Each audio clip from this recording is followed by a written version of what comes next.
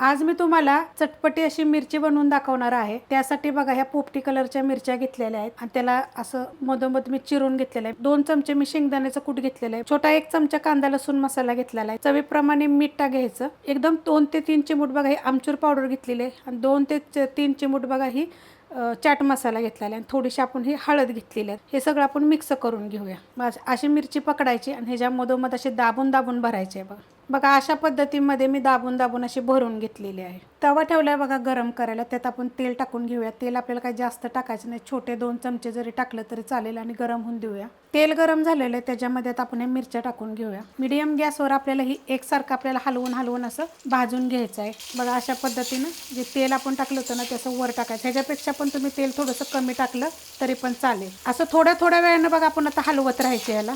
मस्त असं भाजले जातात, एकदम कडक अशा कुरकुरीत करायचं एकदम। आता हे काढून घेऊया। मस्त अशा भाजल्या गेलेल्या आहेत, अशा पद्धतीत भाजून घ्यायच्या आणि आतमध्ये जो आपण मसाला दाबून दाबून भरलेला तो तसाच राहतो। जो एक्स्ट्रा वरती आपण जो आलेला असतो ना तो फक्त आपण हलवताना निघतो। आणि असं पसरट भांड्यात जर तुम्ही केलं ना तर बिलकुल निघणार नाही। तुम्ही अशा पद्धतीनं करून बघा।